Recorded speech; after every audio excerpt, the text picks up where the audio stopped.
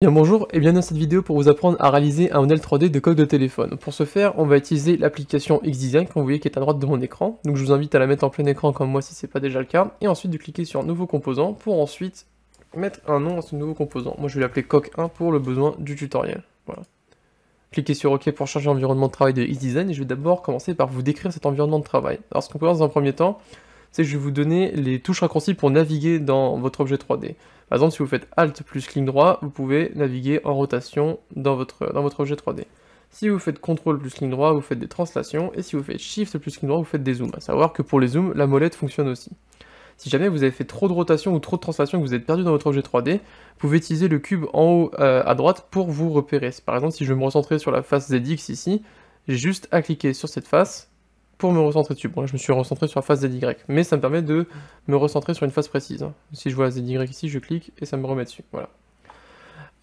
Autre astuce aussi, si jamais vous voulez garder un onglet tout le temps dans la barre des outils, par exemple si je veux tout le temps garder l'onglet esquisse, vous double-cliquez dessus, et vous aurez un icône bleu en haut à gauche de l'onglet qui apparaîtra pour dire que cet onglet est épinglé. C'est à votre préférence, c'est comme vous voulez. Moi je vais l'enlever. Autre chose aussi, on va aller dans ce coup-ci le menu standard, faire clic droit dessus, et on va cliquer sur afficher les noms de commandes. De cette manière, ça vous permettra de mieux vous repérer plus facilement si jamais vous faites le tutoriel en même temps que moi, ou si jamais vous voulez juste mettre une pause pour voir le nom des commandes.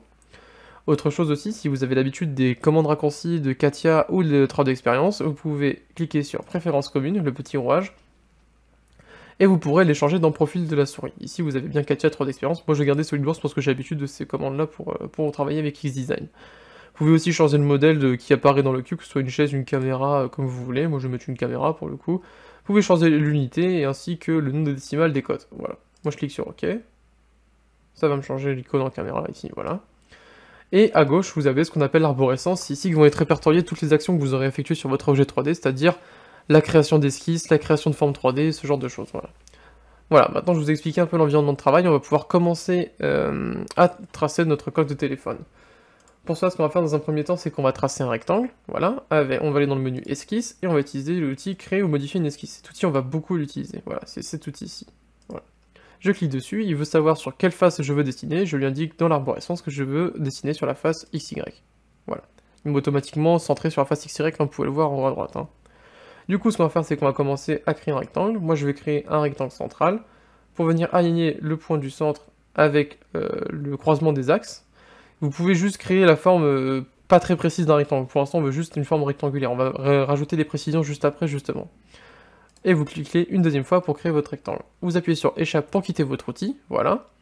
Et maintenant, on va aller utiliser l'outil Code d'esquisse pour venir donner de la précision à nos côtés de rectangle. Par exemple, moi, évidemment, je précise avant, les longueurs que je vais utiliser, ce sont les longueurs que j'ai mesurées sur mon téléphone. Vous, n'hésitez pas à utiliser vos longueurs pour créer votre coque, hein, ça marche, ça fonctionnera mieux. Du coup, moi, ce que je fais, c'est que j'avais en longueur 155 mm, voici, et en largeur 75 mm. À savoir que du coup, si les mesures apparaissent en noir, comme c'est le cas ici, c'est bien des contraintes, c'est-à-dire que notre rectangle est bien contraint et iso-contraint partout, sinon une vague serait apparue à gauche sur l'esquisse 1. Voilà. Une fois que ça c'est fait, on va venir créer les angles de notre rectangle, on va venir les arrondir pour que le téléphone puisse mieux tenir en place. Du coup, ce qu'on fait, c'est qu'on utilise l'outil qui est juste à côté, qui est le congé d'esquisse, voilà. Et pour ça, on va juste venir cliquer dans les 4 coins du rectangle pour les arrondir, comme ceci, voilà. On quitte l'outil en recliquant dessus. On voit ce coup-ci, c'est déjà contraire parce qu'on a déjà le chiffre du 14 en noir, mais 14 c'est un peu trop grand pour moi, moi j'ai juste besoin de 8, donc ce qu'on fait, c'est qu'on double-clique, et je mets 8 mm. Voilà, maintenant on a des congés moins prononcés. Une fois que ça c'est fait, on appuie sur valider ici pour valider notre esquisse. On voit que celle-ci du coup bouge bien avec notre plan. Voilà. On va recréer ensuite une nouvelle esquisse pour faire les bords arrondis de la coque de téléphone. Vous pouvez faire des bords droits, c'est comme vous voulez, ça dépend de votre modèle de téléphone, mais pour moi ce sera arrondi. Du coup, on refait créer ou modifier une esquisse, on sectionne ce coup-ci le plan ZX, voilà. On va venir zoomer sur une partie, comme ceci. Et avant de créer du coup le bord arrondi, ce qu'on va faire, c'est qu'on va créer une ligne pour me faire en sorte que notre bord arrondi soit bien droit. Voilà, vous allez comprendre quand je vais le faire. Ça va être une ligne de dessin, hein. Ça va pas être une ligne qui va servir à créer une forme 3D. Du coup, je clique sur l'outil ligne, je sélectionne un point, je viens tirer ma ligne. Faites bien attention que le V apparaît pour dire que vous êtes vertical à votre esquisse précédente, c'est ce qu'on veut justement, c'est pour ça qu'on crée ce trait. Vous validez une deuxième fois, notre trait est maintenant créé. Par contre, là, il va être considéré par le logiciel comme une forme 3D, comme un trait pour créer une forme 3D. Nous, c'est pas ce qu'on veut, que ce soit un trait de brouillon. Du coup, ce que vous faites, c'est que vous faites clic droit sur le trait, et vous cliquez juste ici pour qu'il soit un trait de construction. Si votre trait apparaît en pointillé, c'est bon, ça veut dire qu'il ne sera pas pris en compte par le logiciel pour créer une forme 3D. Et ensuite, ce qu'on va faire, c'est qu'on va venir le contraindre, parce que là, je l'ai tracé un peu haut. Hop, voilà. Moi, j'avais juste besoin de 7,7 mm. Parfait.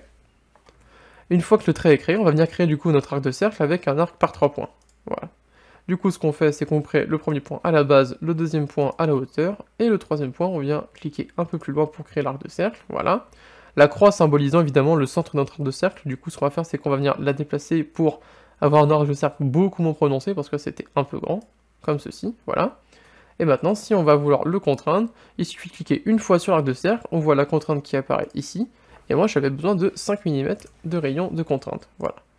Une fois que la commande apparaît en noir, c'est donc qu'il est bien contraint. On a donc bien tracé notre arc de cercle, et du coup on peut valider pour vérifier que tout est bon. Du coup, si je tourne, on voit bien qu'il est sur la forme de la première esquisse, c'est tout ce qu'on veut. Maintenant, ce qu'on va faire, c'est qu'on va venir justement créer le contour de la coque de téléphone avec cette esquisse. Pour cela, on va se rendre dans le deuxième onglet qui est l'onglet fonction, et on va utiliser la fonction balayage qui est juste là. Un menu va apparaître pour nous demander comment créer la forme, voilà. Je vais venir dézoomer pour que ce soit plus visible, comme ceci, ce sera mieux.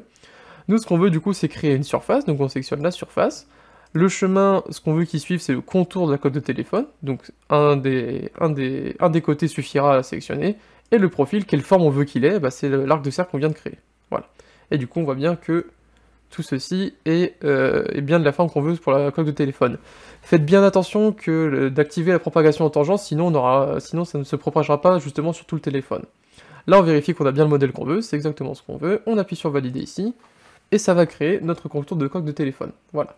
Maintenant que le contour de la coque de téléphone est fait, on va venir créer l'intérieur de la coque de téléphone. Pour ce faire, on va changer d'onglet, on va aller dans l'onglet surface, qui est juste ici, et on va cliquer sur surface de remplissage, cet outil-là. Voilà. Maintenant, ce qu'on va faire, c'est qu'il veut savoir les limites à ne pas dépasser, on veut juste que ce soit la limite à l'intérieur de la coque de téléphone, donc on va juste sélectionner encore une fois un côté. Vérifiez bien que la propagation en tangence est encore une fois activée, et maintenant on voit bien que ça a rempli l'intérieur de la coque de téléphone comme on le souhaite. Voilà, comme ceci, on peut mieux le voir. Voilà. Et du coup, maintenant, vu que ça fait bien ce qu'on veut, on valide. Voilà. A savoir que maintenant, pour le logiciel, il nous reste encore quelque chose à faire, parce que pour le logiciel, les deux formes qu'on vient de créer sont des formes séparées. Et nous, on veut qu'elles soient regroupées en une seule, sinon ça va poser problème dans le futur pour l'impression 3D, pour l'export du modèle. Du coup, ce qu'il nous faut, c'est rester dans l'onglet surface et utiliser l'outil coudre qui est juste ici. Voilà. Et tout ce qu'on a à faire dans cet outil, c'est que vérifiez bien qu'il y a la sélection du corps qui soit activée, et vous venez juste simplement sélectionner votre contour et votre surface que vous venez de créer. Voilà. Tout est en vert, on appuie sur valider, et maintenant le logiciel comprendra bien que ces deux éléments sont liés entre eux. Voilà. C'est tout ce qu'on a besoin de faire pour celui-là. Une fois qu'on a notre coque de téléphone, on va venir créer différents trous pour que notre téléphone puisse bien s'assembler dans la coque de téléphone qu'on a créée. Pour cela, on va créer les trous pour le bouton de volume, le bouton de verrouillage, le chargeur et l'appareil photo. C'est ces trous-là qu'on va maintenant créer. Donc pour l'instant, ce qu'on va faire, c'est qu'on va créer ou modifier encore une fois une esquisse. On va dessiner sur le plan ZX. Voilà, parfait. On va venir zoomer un peu pour plus de précision, comme ceci. Et moi, du coup, vu que j'ai des bords un peu arrondis sur mes boutons, je vais utiliser un outil pour arrondir les bords, justement. Et cet outil, c'est la rainure par son centre. On vient le sélectionner, on crée dans un premier temps un premier point. Encore une fois, je vous dis, c'est pas besoin d'être très précis au début, on veut juste la forme. Et le second point, là pour l'instant, vérifiez juste qu'il y ait bien le H qui apparaît pour dire que vos deux points sont bien à l'horizontale, hein, c'est le plus important. On vient cliquer une deuxième fois pour mettre le deuxième point, et ensuite on fait la largeur à peu près encore une fois, et on vient cliquer une troisième fois, voilà. Maintenant, on va utiliser encore une fois les contraintes pour venir avoir la forme que l'on souhaite exactement. Alors moi, sur mes notes, de ce que j'avais comme contrainte, j'avais entre cet arc de cercle là et cet arc de cercle là, 39 mm. Voici, 39 mm, c'est mieux. Ensuite, j'avais entre cet arc de cercle ici et cet arc de cercle ici, j'avais 15,5 mm. Voilà. Il nous manque encore la mesure de la largeur, qui est ici, entre ce point-là et ce point-là, où j'avais 5 mm tout pile. Pour être sûr que notre trou est bien aligné au milieu de la coque, on prend le milieu du trou et le bas de la coque de téléphone pour le contraindre à 3,85 mm. Comme ceci. Ensuite, ce qu'on peut faire, ça va être du coup vérifier que tout est bien contraint. Une fois que tout est bien contraint, on peut quitter cette esquisse-là. Ce que je vous invite à faire pour les esquisses qu'on va faire, c'est les renommer pour pas vous perdre plus tard, vous comprendrez pourquoi. Il suffit juste de cliquer une fois, et de recliquer une deuxième fois pour pouvoir renommer l'esquisse. Et moi, je vais du coup les appeler esquisse volume. Voilà. Maintenant qu'on a créé notre esquisse de bouton de volume, on va créer celle pour le bouton de verrouillage. Du coup, ce qu'on va faire, c'est qu'on va, encore une fois, créer ou modifier une esquisse sur le plan ZX. Voilà. On va se remettre à peu près au même endroit que celle du bouton de volume. On reprend la même forme.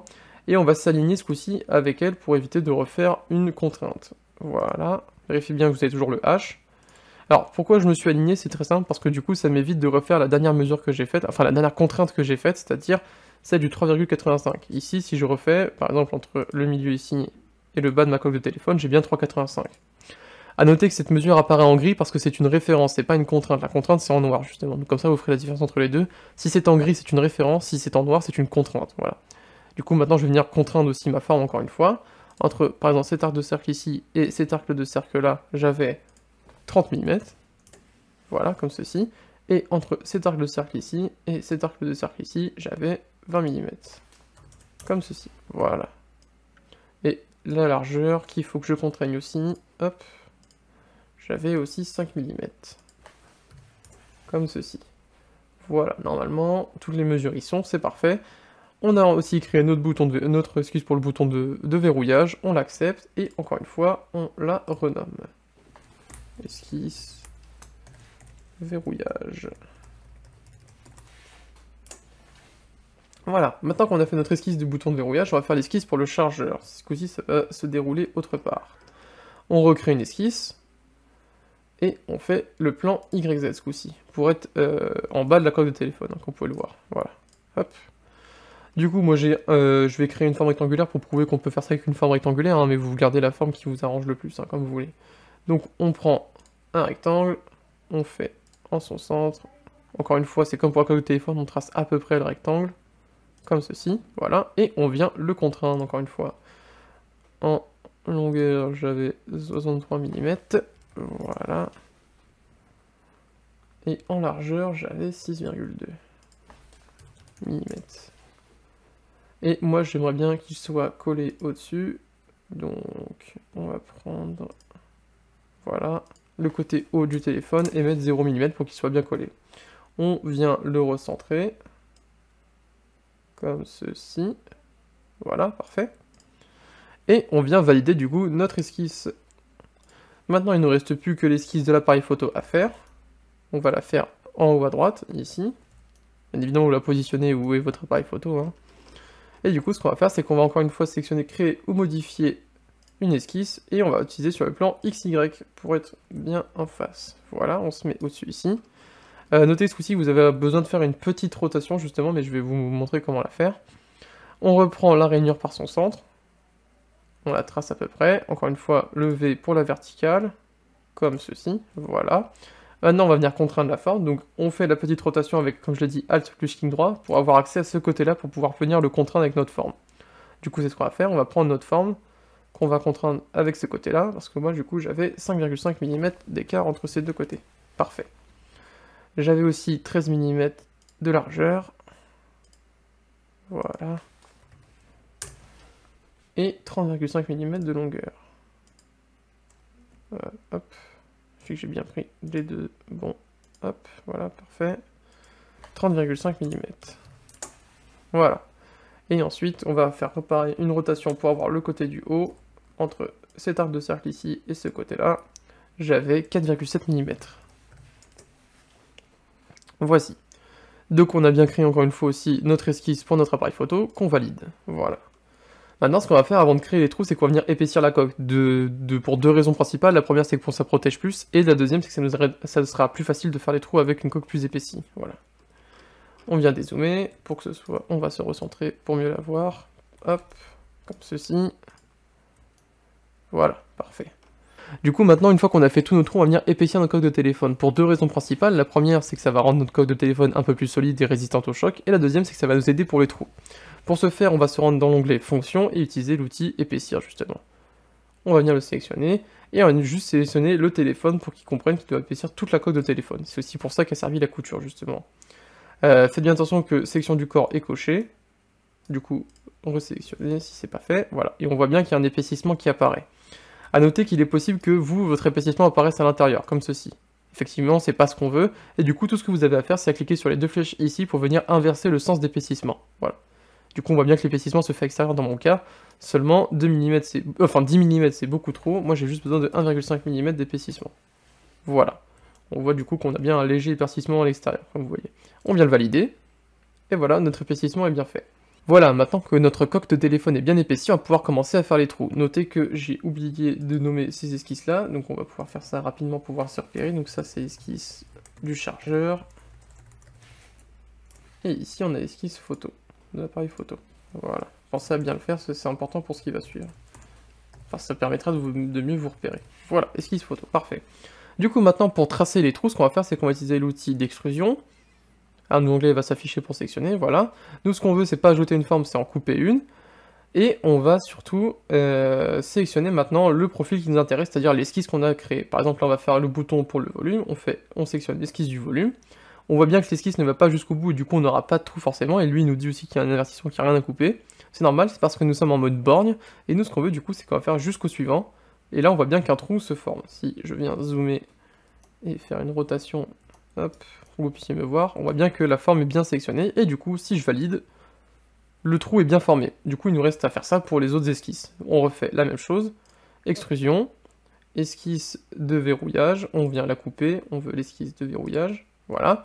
Seulement, on remarque aussi que ça l'a fait dans la même direction, donc là, même si je mets jusqu'au suivant, ça servira à rien parce qu'il n'aura rien à couper. Ce qu'il faut faire, c'est inverser le sens de l'extrusion, et pour ça, on va dans distance, et on clique sur les deux flèches juste ici. On resélectionne encore une fois jusqu'au suivant, et hop, si on valide, notre trou va apparaître. Voilà, notre trou est apparu ici aussi. Maintenant, on fait ça pour l'esquisse du chargeur. Extrusion. Couper. Et esquisse chargeur. Ensuite, ce qu'on va faire, c'est du coup, encore une fois, jusqu'au suivant. Et on voit bien que ça va encore une fois jusqu'ici, et on valide. Parfait. Et maintenant, on fait la dernière, c'est-à-dire l'esquisse de l'appareil photo. Extrusion, appareil photo, couper. On sélectionne l'esquisse photo. Et on va jusqu'au suivant. Voilà. On sélectionne l'esquisse. Parfait, voilà. Et on voit encore une fois que ça va couper comme on le souhaite si je valide. Voilà, c'est parfait. On a bien tous nos trous qui sont créés maintenant sur le coque de téléphone. Une fois que les trous sont faits, ce qu'il nous reste à faire maintenant, ça va être de rendre les bords de notre coque de téléphone un peu plus agréables pour le téléphone, justement, pour pas l'endommager. Donc ce qu'on va faire, c'est qu'on va créer des congés. L'outil congé, il se trouve aussi dans l'onglet fonctions, c'est cet outil que vous voyez là, et on va venir sélectionner les bords qu'il nous faut. Pour cela, on va venir sélectionner le bord, le bord intérieur, celui-ci, voilà. Faites bien attention encore une fois que la propagation en tangence est activée, hein, parce que ça permet de justement propager sur toute la forme du téléphone. Et on va venir faire ça aussi sur la forme extérieure ici, que ce soit plus agréable. Après, vous pouvez le faire à d'autres endroits, hein. Moi c'est pour vraiment le besoin du tutoriel que je vous montre cet endroit-là, mais c'est comme vous voulez. Hein. On a 1,3 mm, c'est un peu léger, du coup moi je vais mettre à 2 mm, et on va valider. Et du coup on voit bien que l'intérieur a bien été arrondi, que les congés ont été créés, ce sera plus pratique. Voilà. Peut-être que celui-là il est peut-être un peu grand, mais ce sera à vous de décider de le changer si vous voulez ou non. Du coup maintenant notre coque de téléphone est quasiment finie. La dernière étape qui reste à faire pour la finir est la personnalisation. Vous pouvez très bien rajouter une image dans le dos de la coque ou encore un texte. Moi ce que je vais vous montrer c'est comment réaliser un texte justement dans le dos de la coque, comme une espèce de gravure en fait. Pour cela on va venir voir le dos de la coque, comme ceci, voilà. On va venir créer une nouvelle esquisse, et ce coup-ci, au lieu de la créer sur un des trois plans comme on l'a fait d'habitude, on va venir créer directement sur le dos de la coque de téléphone, voilà. Ça va venir nous centrer dessus, on la retourne pour être à l'endroit, comme ceci, on la centre, et ce qu'on va faire maintenant, c'est qu'on va utiliser l'outil texte qui est déjà tout fait pour ça. On va venir se décaler un peu à droite, et voir que l'outil texte est ici. Voilà. On sélectionne cet outil, vous mettez votre texte, moi je vais juste mettre tuto, parce que c'est basique, mais vous pouvez mettre vraiment ce que vous voulez. Hein. J'ai pris une taille de police de 7 mm, un espacement de 10% pour que ce soit lisible quand même. On le centre, et on voit par contre que notre texte est à l'envers. Du coup, ce qu'on fait, c'est qu'on l'inverse ici, et ensuite, on n'a plus qu'à venir cliquer à l'endroit où on veut que notre texte apparaisse. Moi, je vais essayer de le centrer en bas du téléphone. Voilà, centrer bas du téléphone, c'est là où je veux qu'il apparaisse, c'est très bien. Du coup, maintenant, on vient valider notre esquisse. Du coup, comme je l'ai dit, là, ce qu'on a, c'est juste l'esquisse, on la valide, c'est pas encore la gravure. Voilà. Si on fait une petite rotation, on va voir que l'esquisse est bien là. Et du coup, maintenant, ce qu'on va faire, c'est comme ce qu'on a fait pour faire les trous des boutons pour le téléphone, mais en moins profond, juste pour faire vraiment une gravure, pas que ça traverse. Du coup, on va dans l'onglet Fonctions, on prend l'extrusion et on sélectionne notre esquisse. On va savoir qu'on veut couper, on prend notre esquisse de téléphone, et ce coup-ci, plutôt que de faire jusqu'au suivant comme on a fait d'habitude, là on va juste faire borgne et mettre 1 mm de distance pour être sûr que ce soit bien une gravure et pas que ça passe à travers justement la coque. Là on fait valider, il est en train de traiter l'information, et on voit bien du coup que la gravure est réalisée ce coup-ci. On voit bien qu'on a une petite extrusion qui a été faite dedans pour couper. Voilà. Voilà, maintenant une fois que la coque elle est terminée, on peut exporter le fichier pour pouvoir l'imprimer, donc on va se mettre là. Pour pouvoir faire ça, on va dans l'onglet Outils, on décale un peu à droite, et on va sur Imprimer en 3D. Vous sélectionnez l'objet que vous souhaitez imprimer en 3D, donc du coup ce coup-ci le téléphone. On voit bien qu'il apparaît dans l'espace d'impression 3D pour vous montrer que c'est possible, du coup vous avez juste à faire exporter le format d'impression, il va vous demander de l'enregistrer, ce que vous faites. Et du coup, ce que vous avez juste à faire maintenant, c'est enregistrer sur votre 3D Drive votre format d'impression, ici. Et n'oubliez pas que vous pouvez choisir la résolution de votre imprimante en fonction des paramètres de votre imprimante, effectivement, si vous voulez une déviation maximale de corde, une déviation maximale de l'angle, c'est vraiment par rapport aux paramètres de votre imprimante qu'il faut faire ça. Et du coup, après, vous avez juste à cliquer sur exporter pour que votre fichier soit en format STL, c'est-à-dire prêt pour une impression, enfin, prêt pour être mis dans un autre logiciel pour l'impression.